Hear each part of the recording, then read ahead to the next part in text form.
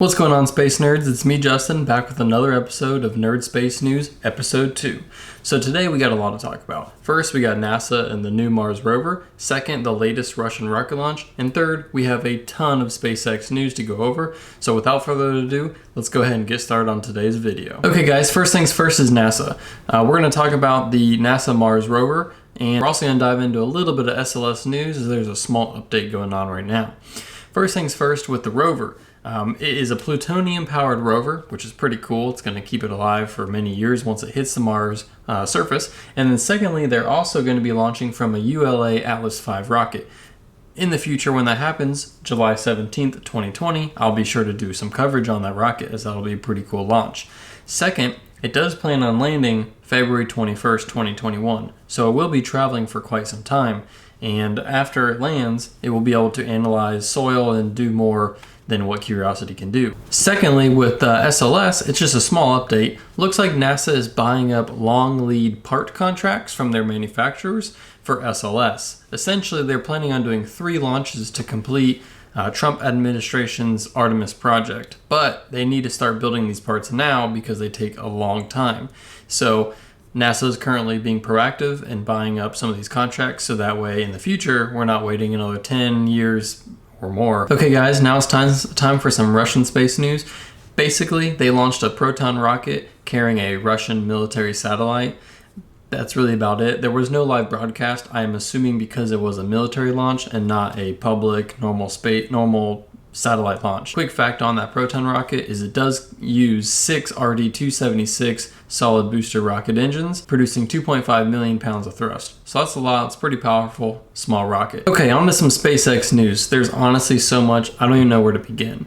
I think we can first start off by saying that China Aerospace Science and Technology, it's a government organization, basically like NASA over in China. They have essentially copyrighted SpaceX's grid fins that you see on the Falcon 9 and Falcon Heavy boosters. Those fins are what help control and direct the booster when it comes to the landing. So they're very important and critical to the landing process. And the ones on the China rocket, the Long March, I think it was the 3Cs what they launched a couple weeks ago, was basically seen with those exact same grid fins. So I'm not sure if SpaceX is going to take any legal action against China or not, but we'll see in the future. However, I think it's kind of shady of China to do so.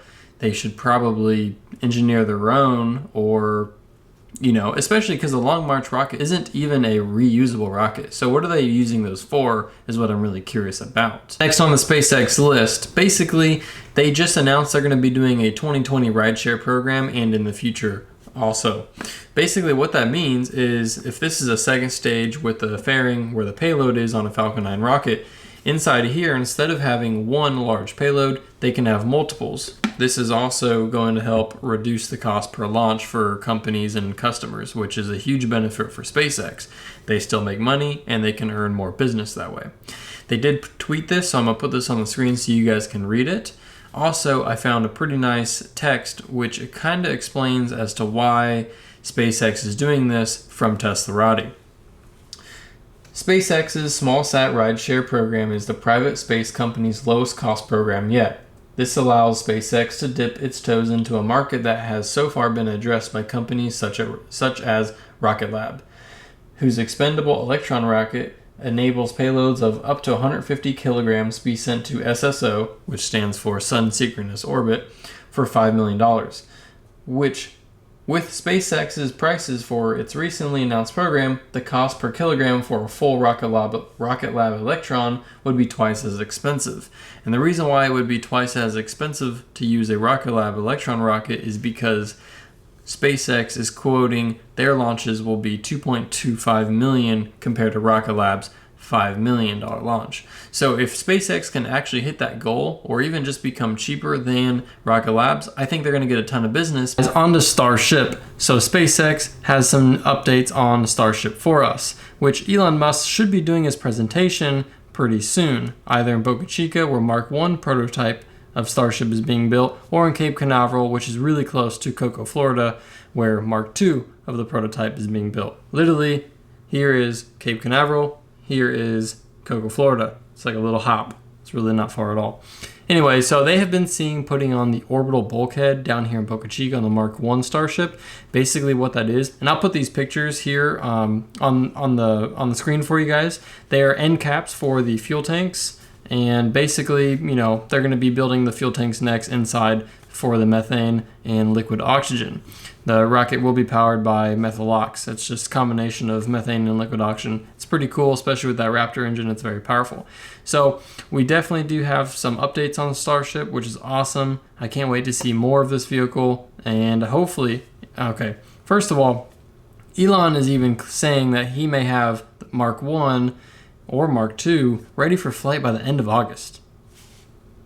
I mean, you got like 23 days, maybe even 24 if it's a 31-day month. I haven't checked yet. But honestly, in my opinion, probably going to be seeing 2 to 3 months. Typically, space stuff gets pretty delayed. However, Elon has been known to talk and to deliver.